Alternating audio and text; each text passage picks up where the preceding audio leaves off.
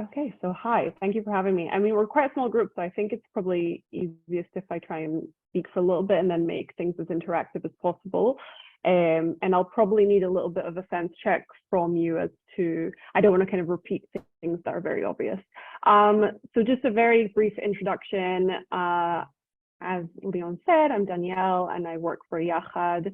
Yachad is a British Jewish charity which aims to kind of, to promote a political resolution to the conflict. And the way we do that is with working with the Jewish community in the UK, so through Jewish communal organizations, Board of Deputies, and also a lot of student movements, youth movements. We also work in the British Parliament with MPs cross-party and try and promote a more nuanced discussion on Israel-Palestine because, as I'm sure you're all aware, the discussion tends to be very, very polarized.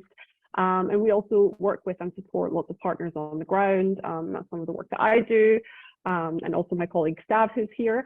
And so we work with organizations like Breaking the Silence, Peace Now, who I'm sure you're familiar with, also some of the organizations who are involved in pro-democracy, the movements that are protesting at the moment, and some others. So that's what we do. And just for background, I'm Scottish Israeli, that's what my accent is. I grew up in Israel. I lived in the UK for 15 years or so until 2020. I worked with the Jewish and Israeli communities in Scotland for a long time. And I've been with Yachad for just over 2 years now. What I do for Yachad is a lot of the work that we do in Parliament with MPs, a lot of the work we do with partners on the ground, and obviously our comms, so our branding, our emailing, our social media, Twitter, all that fun stuff.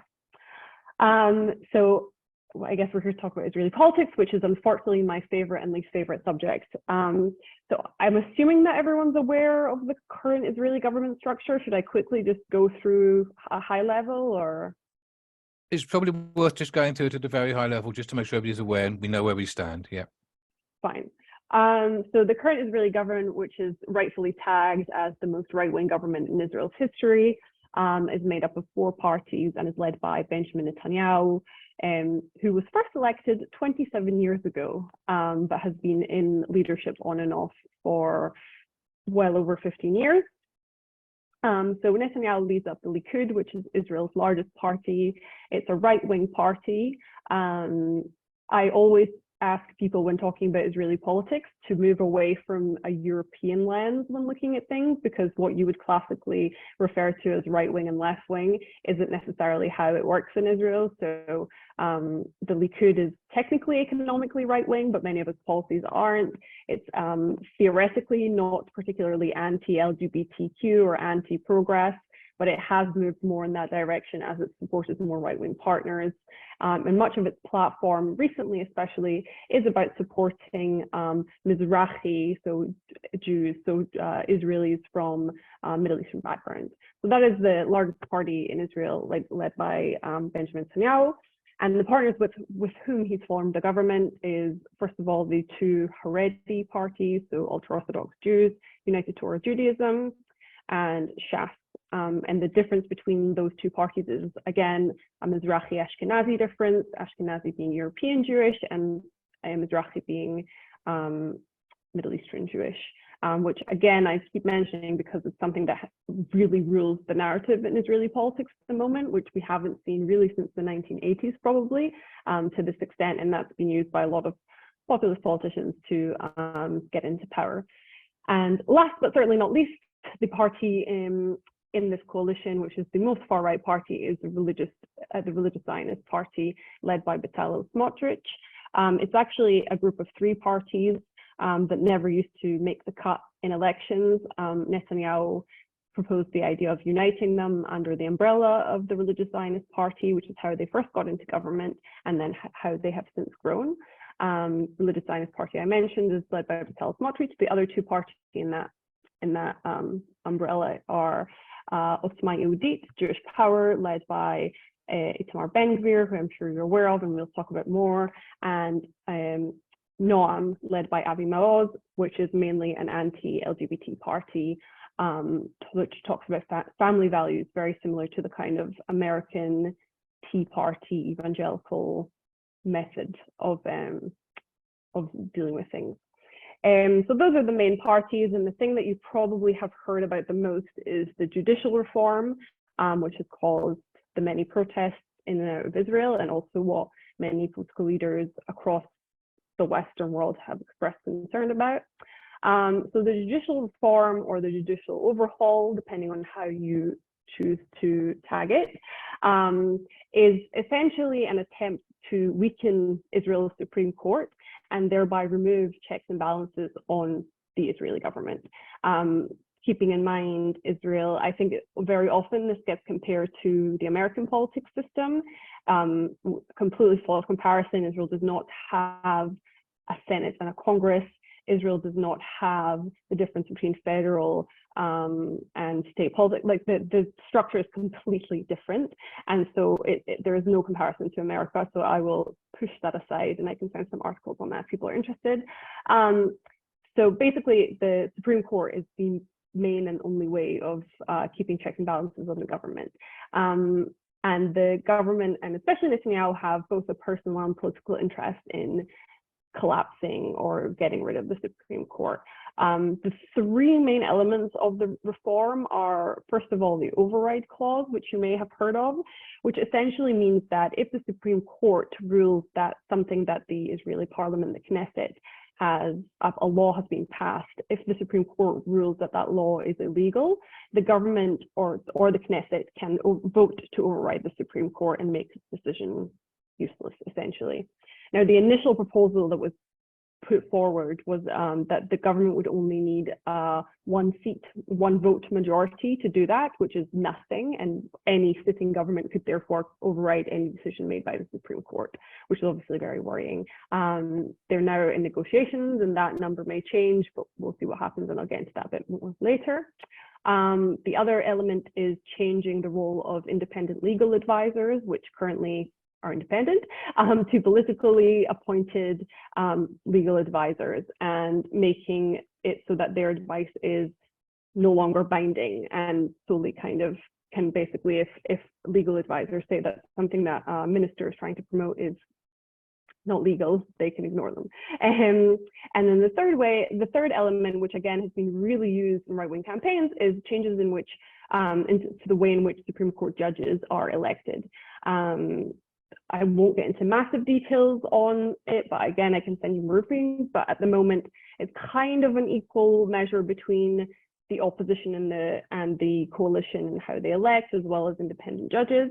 The government is trying to promote a change which will give far more power to the government, obviously, far less power to the opposition, and mean that the judges that are elected are far more political appointments, and therefore allow the Supreme Court, which is weak to begin with, to be a right-wing Supreme Court that challenges the government less. And if there is a left-wing government and a change, that would mean that the Supreme Court would be less likely to support them. So it would be a very political Supreme Court, but also a weak Supreme Court. So that's the high-level proposed changes. Currently, leaders of the opposition, Benny Gantz, Merav Michaeli, and Yair Lapid, are in negotiation organized by Israel's president with the coalition to try and soften the overhaul. Many protesters are against that. I would argue rightfully so. You shouldn't shake hands with the devil kind of thing is my view, and the changes that are proposed are so extreme that I don't believe that there is a middle ground that the opposition should agree to. That's my personal view. I know it's the view that's been echoed by a lot of protesters, but we shall see. We don't know where that's going to get to. Part of the reason they've entered the negotiations is because the protests were getting very extreme, really preventing day-to-day life from continuing in Israel. Obviously, people protesting who have not gone to work affects the economy. There was really tangible divisions on the streets between people. So it was kind of an attempt to more so calm the protests, and especially by Netanyahu, that serves him well, because having to manage in Israel under such constant protests was becoming increasingly difficult. Couple of things to take into account. Netanyahu continues to face charges for bribery, corruption, and fraud. on 3 separate cases. And also Derry, who's leader of Shas, one of the largest parties in Israel in the government, has been convicted of bribery, corruption, and tax fraud. And he is therefore not allowed to serve as a minister. That was prevented by the Supreme Court. That decision has currently been upheld. But so 2 leaders of the government have a very personal vested interest in weakening the justice system, which would favor them, as do the other parties in government. I won't get into the protest too much. It's a question that I get very often, but I'll just say that they are averaging around 150,000 people per week. They happen across Israel. They are pretty centrist. I wouldn't class them as left-wing protests. There's a very strong presence of kind of military figures. And there is a left-wing anti-occupation element to the protests. It's small, it's not insignificant, but it's there. And we can talk a little bit more about where that's going and what that means. Just beyond the judicial reform, because the protests and the concern over this government don't just touch on the judicial reform. So I think you need to take into account the biggest thing that has been dominating the narrative has been the Haredi, as in ultra-Orthodox religious, versus secular issues. So first and foremost, economically, Haredis have been given a huge budget to go into their schools, which do not have to teach things like maths and English. They are religious schools, pretty much not under inspection. Those communities are very insular. You'll see that people will say there are very few reports of family violence in Haredi communities. No community is immune to violence in the family. What they might be immune to is encouraging people to report it. There's a whole host of issues. There's also, internal kind of fighting and things that the police have very little access to. But the main issue people are concerned about is the amount of budget that is going into sustaining these communities. Haredi communities, the way the kind of family structure works is that the woman is more likely to go to work, and the man is likely to go and study the Torah. So he is not the breadwinner and does not work. And budgets are being given also to adult men to do that and to not work. These men also do not have to serve in the Israeli army. Israel has conscription. Haredis are pretty much exempt from that. It didn't used to be quite as bad as it is today. It used to be a certain number of people would get exemptions. Now it's everyone gets an exemption. That's the norm. Whether or not you are pro or anti-conscription is its own debate. But if secular Israelis see that they have to serve in the army, work, and pay very high taxes, and there's an entire community that doesn't have to do that, that causes really, really high friction. In addition to the fact that it's very difficult to leave a Haredi community. So LGBTQ children, again, women who are living in violent situations, it's very, very, very difficult to leave the Haredi communities. That community is growing at a fast rate. The average, there's about 6.5 children average per family, whereas with secular families, I think it's 2 point something. So there's clearly a huge gap. It is an issue demographically, and secular Israelis are very concerned by that. I touched on women's issues and LGBTQ issues. Again, as you can understand from the structure of this government, it is not a liberal government. It's a government that opposes LGBTQ rights. I think the Likud is a bit of an exception to that. I think the Likud is essentially unfazed and unbothered. If it was in a coalition with the center and the right and the left, it would very happily promote pro-LGBTQ laws. It simply is willing to throw values away in favor of promoting itself and its own political gains. LGBTQ rights and gender equality is under threat. One of the proposed laws would essentially allow businesses to discriminate on the basis of religious belief. So if a business owner didn't want to serve a woman or a Muslim or a person they perceive to be LGBTQ, they would be allowed to do that. Currently, Israel doesn't have an equality law, but that is not, it's not legal to discriminate by law in Israel. So the government is trying to make it legal. The other thing on equality that's I think really important and dangerous is that currently if you have been convicted of I think the word is, it's not discrimination, but racial incitement or anti-racial hatred, you can't run in Israeli elections. The government is pushing, especially the far right government parties are very much pushing for that law to be erased so that they can run more candidates from the far right, which is very concerning because obviously that would grow people in the government who are especially anti-Palestinian, but also anti-LGBTQ, anti-whoever it is that doesn't suit their narrative.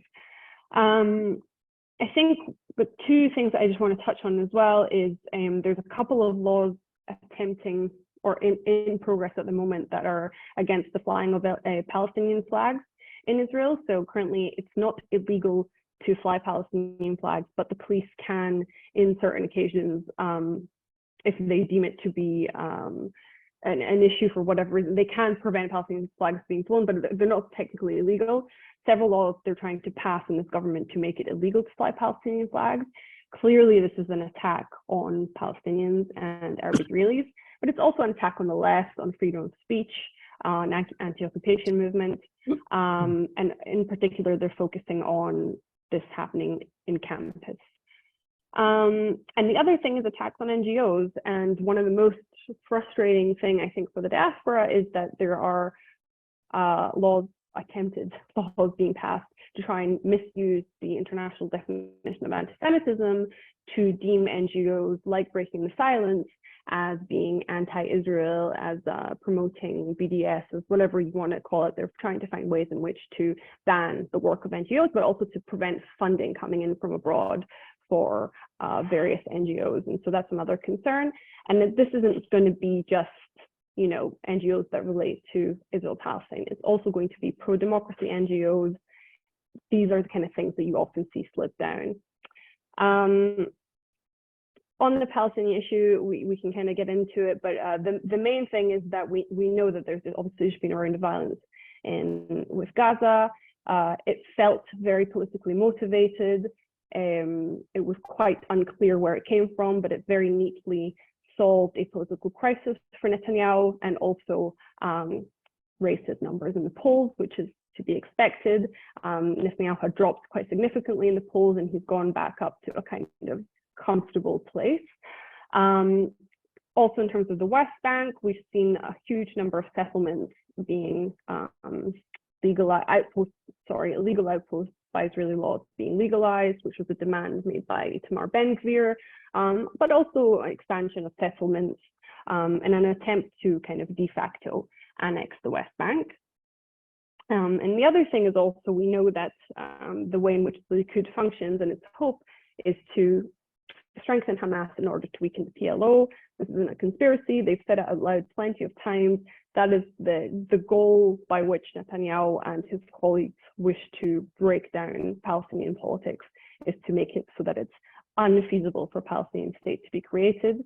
And just lastly on that, they have also transferred a significant amount of power on the day-to-day management of Palestinians in the West Bank from where it currently sits to Smotrich, meaning that, and I'm not an expert on this, but I can send a more detailed briefing.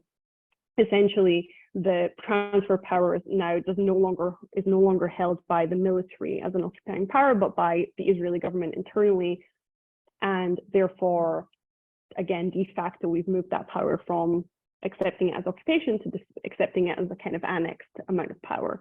But also, Smotrich is a far right leader who does not support the existence of a two-state solution. He does not support the existence of any solution. His proposed solution to the Palestinian issue is Palestinians of state loyalty to the state of Israel can stay, but we should encourage Palestinians to leave. He does not see a solution that allows for a Palestinian state to be created. And Netanyahu has also very much tried to move away from his previous statements on two states. I think I'll stop there. I have some other things that I wanted to cover, but again, we're quite a small group, so maybe it's worth just taking some questions or seeing what you're more interested in. But one of the things that does concern me, and I've heard it spoken by other people, that it's the Arabs within Israel. How much are they involved in the demonstrations that are happening every week? I mean, obviously, I see lots and lots of pictures from friends and people I know demonstrating across Israel. But also, I'd like to to see how much the Arabs are involved. And the other thing that really does concern me is what's happening with the National Guard that was promised to Ben Gvir to agree to having the judicial reforms put on ice for a couple of months. Cool. I don't have numbers in terms of Arab Israelis in protest. It's the participation rate is very low. I think that they are communities that feel pretty disenfranchised. It's not to say they don't participate at all. There's also a difference in Arabs in Israel who identify more with parties like Ram, Mansour Abbas party, and Arabs in Israel who identify more with Palestinian identity. And you'll see them more in anti-occupation protests and elements of anti-occupation in Tel Aviv, for example. So some do attend, but for the most part, there's a pretty serious issue of disenfranchisement. We know that Arabs in Israel have very low voter turnout.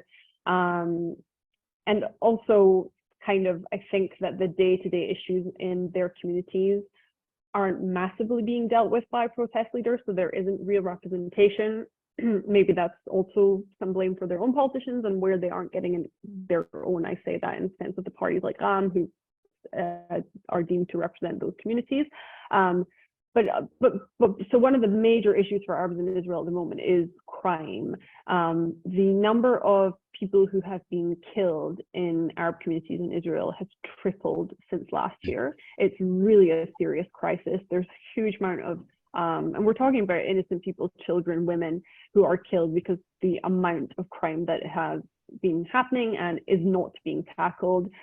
It does come under Ben Gvir's jurisdiction to try and tackle that. He has pretty much not said anything on the issue and not shown any desire to deal with it, but we haven't massively seen anyone else proposing something much better. So I think there's a real kind of lack of trust, lack of hope. And so from there, for many people from their point of view is things were bad for us to begin with, they might be getting worse, but we don't really know who we're protesting for, which I think is kind of understandable as well. In terms of the National Guard, nothing has happened yet, but it's allegedly going ahead. So essentially, one of the demands, for those who don't know, that Itamar Ben-Gvir made in one of his many times where he threatened to exit the current government, the demand that he made was that he would be given a budget for his own police force. So essentially a militia, a National Guard, under Itamar Ben-Gvir. And that should be worrying to absolutely everyone, from Palestinians in East Jerusalem to Jewish Israelis protesting in Tel Aviv, because the minute he has a kind of small loyalist army, we don't know what's going to happen to the rest of us. We don't know what signs and banners are going to be removed from protests. We don't know how violent the police is going to get. He's already shown a few occasions where he supported violent police people, both against Palestinians and against Israelis. So nothing has happened yet. The budget has been granted, and it's definitely worrying. I think it's worrying for absolutely everyone if he does build his militia/National Guard. I would like to ask you, Danielle, first of all, thank you very much for your talk to us. Excellent to hear what you had to say. Thank you. I would like to ask you, how do you think, obviously we're liberals here, but how do you think the direction of travel got from Yesh Atid 5 minutes ago, with one of the most mainstream political leaders Israel could possibly have imagined, to this mess so quickly? And what can possibly be done purely in terms of Israeli electoral politics, do you think, that gets us back to the days when it didn't matter how right-wing the government was, it was right-wing Labour? And, you know, I remember the days when I was a youth, and Yitzhak Rabin, when he was horrifyingly shot, had been described prior to that as a hawk. Now, we anyway know that was nonsense in retrospect. But how did we get to the point where we're at so quickly? It seems so strange that we as liberals here were delighted that a party that was seeking its membership of Liberal International, our political international, was in government. And 5 minutes later, we've got, as you rightly described it, the most right-wing, horrendous government Israel's ever had in its history. First of all, how did we get there so quickly? And how can we get back to center left fairly quickly, in your view? That's a very good question. I could probably do a 2-hour talk on that topic alone, but I won't. Good. Come back for it. So we didn't get here quickly. No. We got here from the incitement which started against Yitzhak Rabin pre-1995. We saw the growth of the religious Zionist movement there. We saw the rise of Netanyahu as the leader of the opposition and the anti-peace camp, and huge incitement against the left. That incitement has successfully grown, and with it, his partners on the right have grown, and they've grown because he's grown them. The word left wing in Israel is an insult. A lot of people are scared to say that they're left wing in a public space, not for no reason. A political atmosphere has been created, and obviously Netanyahu is not solely to blame. There are leaders of settler movements, there are the Haredi leaders, and there are rabbinical leaders as well, and also weaknesses in the left. But this has not been a quick one-year protest. This has been a long time coming. The one thing I'll say on the shift is that if you look at the number of votes that has allowed this government to happen, while they do have a clearer majority than the last government, there's 1% in it, in the number of people voting. Meretz didn't make it past the threshold. They needed about 5,000 votes to make it past the threshold, and that would have completely changed the structures and the numbers. So I think all is lost, and this isn't as huge a far-right majority as we might think. And also, the last government was not a stable government. It was a Lapid Bennett coalition. I often tend to say it's not the government that I voted for, but it's the government that I think Israel needed. It just didn't last long enough, and that's again because partially their own weaknesses, but also Netanyahu was very, very good at incitement.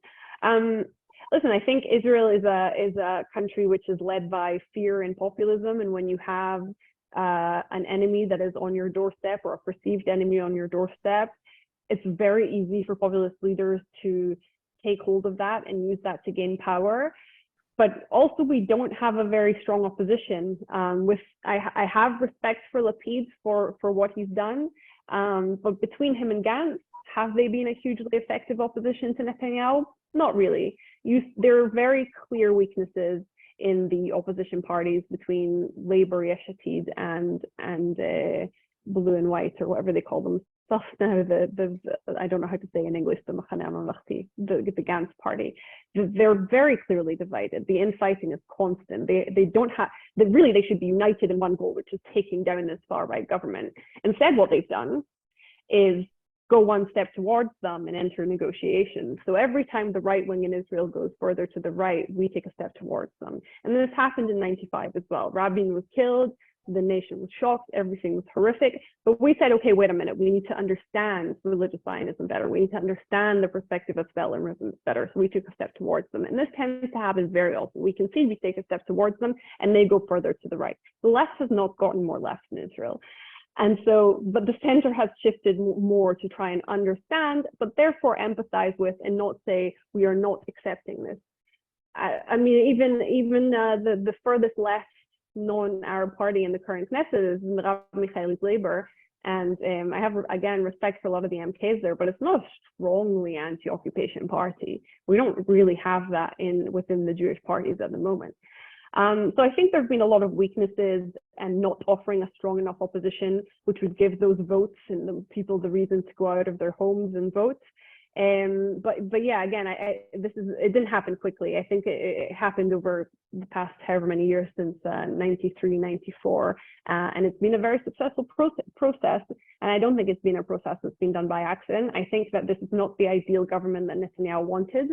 I don't think he wants to deal with these people. He'd be far more comfortable sitting with Gantz, so he could probably control it easier. But this is the government that he has built over the years in order to create a far-right movement that he can appeal to.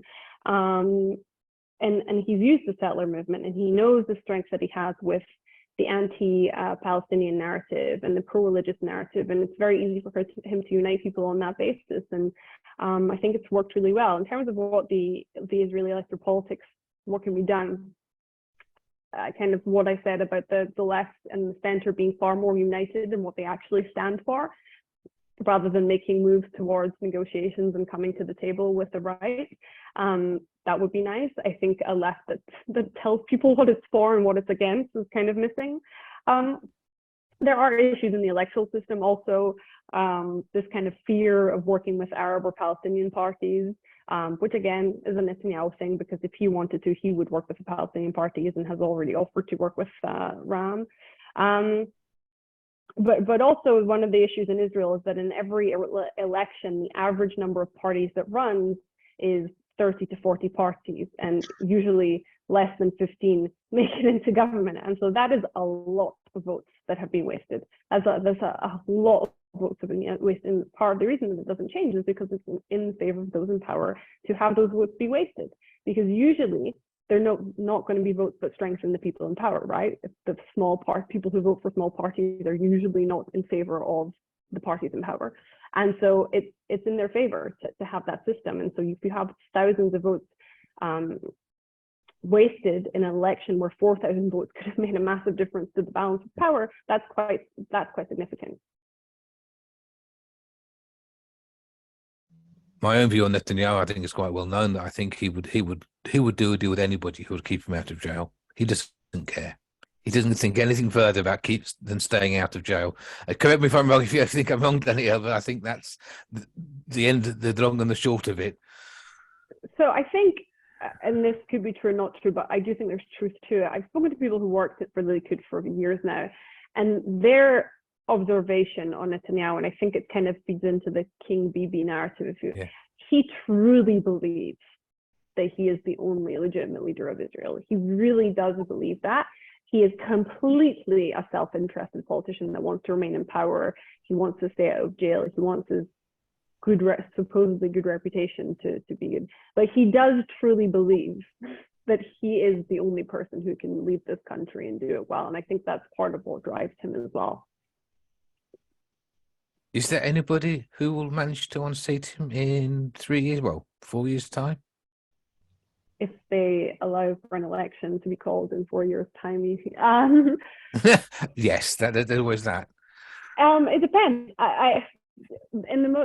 It's too difficult to tell how long he can continue to run elections for. We don't know.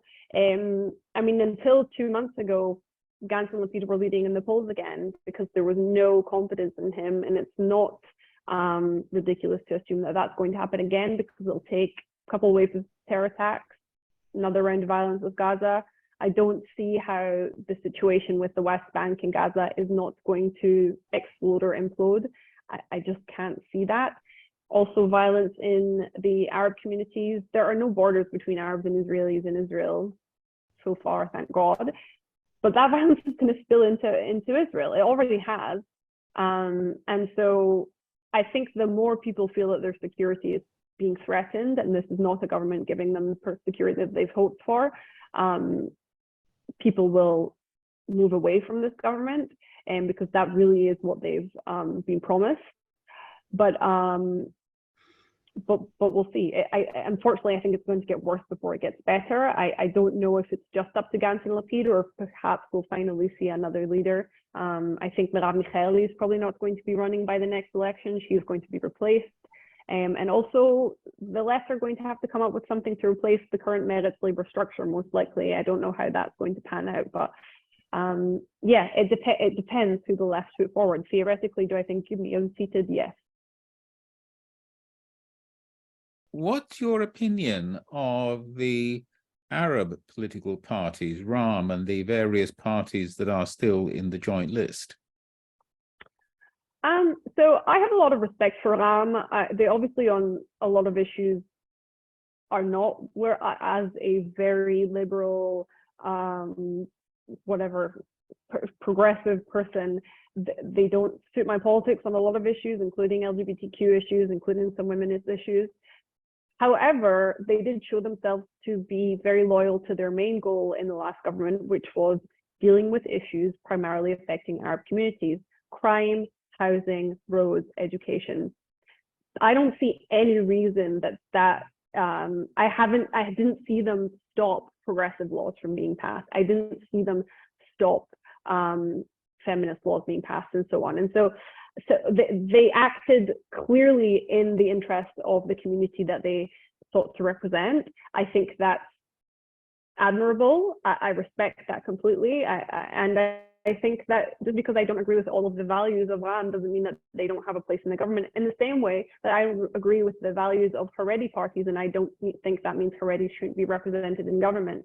So I have a lot of respect for what RAM did, and actually I think a lot of people I've spoken to also didn't see them to be as much of an issue as they were afraid that they would be. In terms of the joint list, it's difficult. Again, I have respect for what they do. I think I can very much understand their frustrations and their unwillingness to work with the left, because the left is so scared to say the word occupation for the most part. It'll be interesting to see, again, how the left kind of moves and shifts itself in order to allow itself to work more with the joint list, because I think it should. I think we're going to have to stop ignoring the occupation and stop ignoring Palestinian identity in Israel. But yeah, I mean, do I think their politics are always perfect? No. The party that I had most issue with was probably Balad, which is just separated from the joint list and didn't make it through, didn't make cut for the last election, just because that party was a little bit less nuanced in its conversation. I don't agree with everything that the joint list says, nor does, but I very much understand their perspective, and I think Palestinians need to be represented in some way, shape, or form in a government that in a parliament that speaks for them in so many ways. Thank you. Thank you so much, Leon and Liberal Democrats for Peace in Middle East. But I'm here just mainly because I love peace. And I think that I respect all nations. And I think that where we are now in any country, and in every country, we know there is different politics. But I think that we as liberals need to be quite, how do I describe it? Interested, but more interested in peace and how you resolve peace in any country. And so I'm here because, you know, our languages right now around the world, sometimes every one of us has got a responsibility to, and this is my personal opinion, not a liberal, you know, view, but that's just my personal opinion. I think that as a people or citizens of the world, we need to be active in reforming, you know, reformation in our own behaviors, in our own kind of structures. And there's nobody that doesn't like peace, or what I would say, who doesn't want love. And I think that our language around nations needs to change if we are to achieve any solutions for peace issues, whether in Palestine, whether in Israel. We need to be a people who understand. We don't escalate issues by sometimes when you enter into a conflict situation, and we're very, I mean, we see what happens. Sometimes it can be quite frightening to the whole world. So I'm here because I thought, I have attended some meetings, and I have seen even just discussions can be quite heated sometimes. And I think to the people of Israel, I mean, I'm African, and I know that when it comes to issues of agriculture, for example, you see and I'm speaking for what I have observed. You see, Israel has taken a lot of partake to support marginalized communities. People are afraid sometimes, being Black, to even discuss issues of Palestinians or Israel. People don't want to even mention this kind of discussions, and sometimes it is not also good. It's important to have an honest debate and honest discussions. And I believe that to achieve true peace in any country that is facing war, whether it is Sudan, whether it is Burundi, whether it is Rwanda. You saw what happened in Rwanda many years ago, but Rwanda has come back into a country that is loving peace. And I think that's a good, sometimes, example, and some things are not really discussed. So for me, I think that having a genuine conversation, an honest conversation, and I like the policy that is being asked for people to participate. I will share it around. I think it's bringing honest discussions in what is really supposed to happen. And even for the people of Israel, because you see, the people back in Israel will have some kind of their own politics as well. But the people outside the country as well might view those things differently. The diaspora will view things differently. So you see, so all these things being mixed up. And so as liberals, when we are setting the world, I believe in my heart that as liberals, we need to seek for peace and true justice for every single nation, regardless, because if you favor another country, everybody loves their country. It doesn't matter where you come from, every single person. And we need to be citizens of the world. So that's what I wanted to say, Leo. Yes, I was. Yeah, I was just listening to, like, you talk about the ongoing descent of the right in your country. Does sound quite familiar, actually. And like in this country, we tend to get, like, cross currents from other countries from right-wing movements, which affect things over here.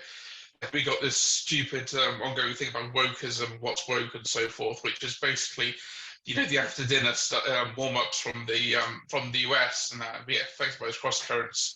But also, like, I see, some similarities, and maybe you could sort of enlighten me on whether, this is something that genuinely could share. But we get countries like in Hungary and in Italy and even in Poland, we see these different, like, hard right movements moving towards basically overruling or some are curtailing judicial decisions. I'm just wondering, is this, like, those of you concerned Israeli politics and how it's going? I mean, do you see these cross currents, and is it seem like, or say Netanyahu's kind of like taking the cue from these movements, or is it kind of like or is it quite sort of independent of these cross currents? I'm interested to hear what you think about it. Thank you. That's a really good question. So 100% correct. I think that this is not a singular Israel issue, even though it takes its own form here.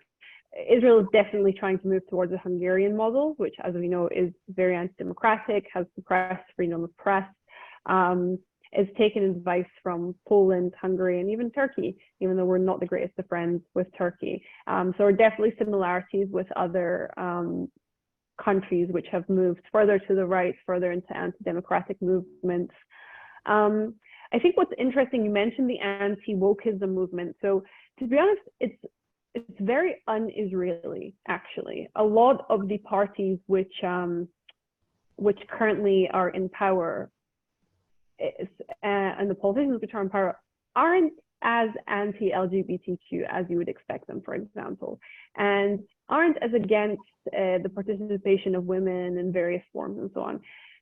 They will, like I said this before, they will put those values aside in order to gain power and in order to appease those who are more in the religious sect. What we have seen is some of the narrative coming from America, actually. So people like Ben Shapiro, Trump, Steve Bannon have definitely had an influence. We've seen conversations being imported from the States.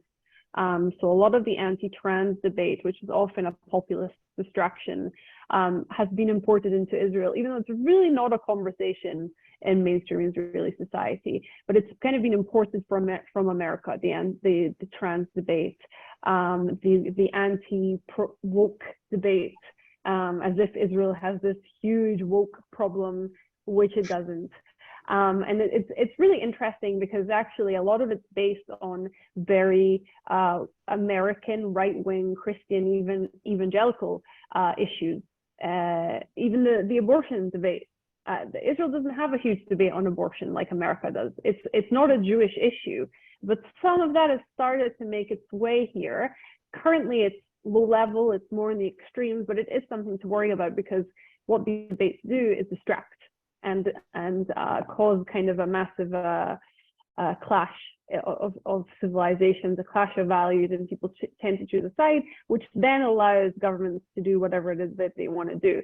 And so we've seen some of it. I do think it's creeping in. It is something that I've been kind of keeping an eye on where these debates are happening, but it's not to the same extent, I would say. There's a couple of issues I'd like to raise. One is, what is the effect of Netanyahu and everybody else's the judicial reforms? What's that's having on business in Israel? Because from what I've seen, it's doing a better job of damaging Israeli industry than BDS has been doing. And the other thing that I think worries me quite a bit as well is all this turmoil within Israel, this perceived clampdown.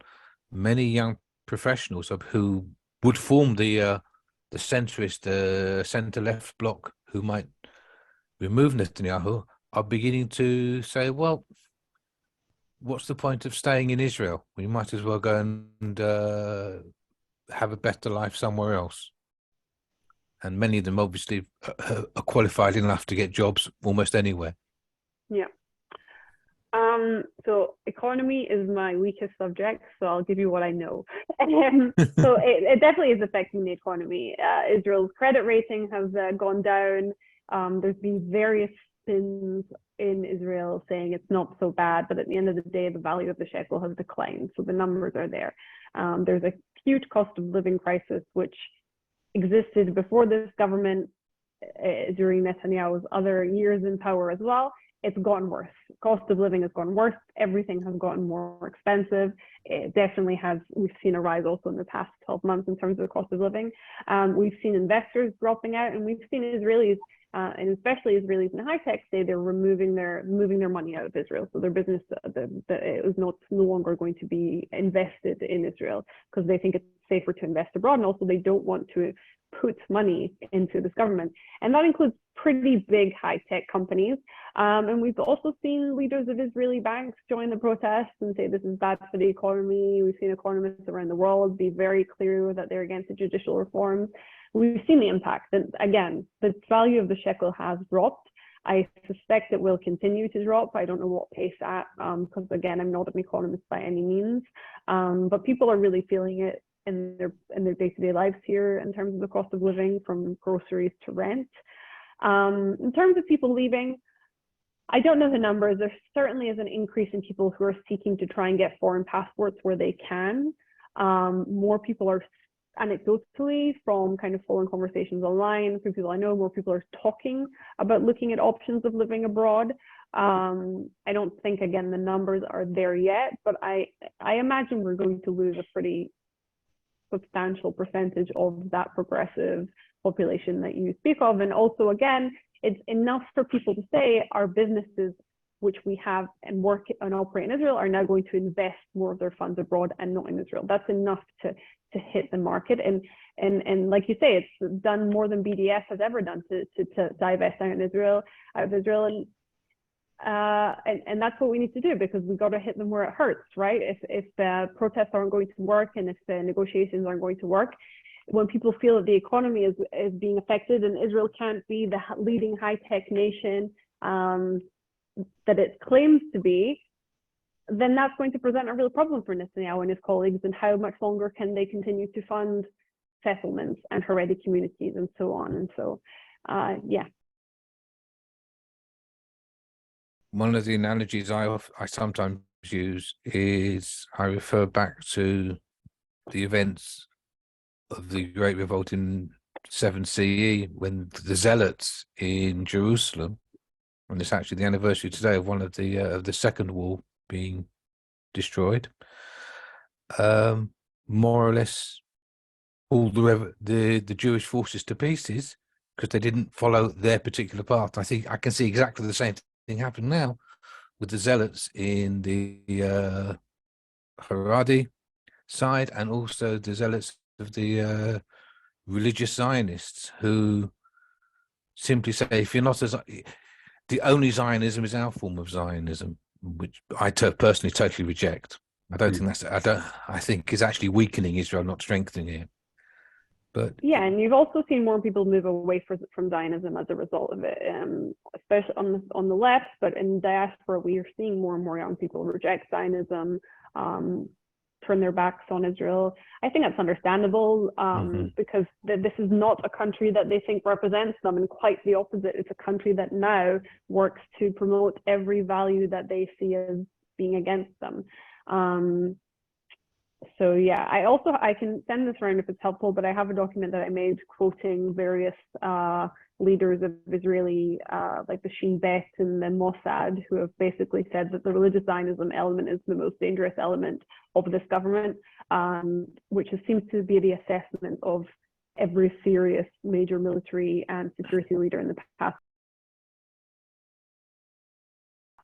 It's complicated, and I think what we can do here, we live many miles away. We're not, some of us have relations and skin in the game.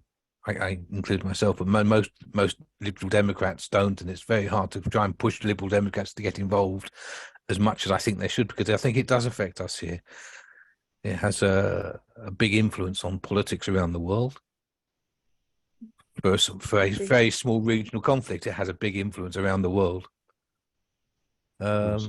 And we need to try and find ways to help Israelis and Palestinians find peace, and that means opposing governments like Netanyahu's. Because as I said before, I don't think Netanyahu cares too much about peace. I don't think he cares too much about the settlers, to be honest. I think he just cares about hanging on to power.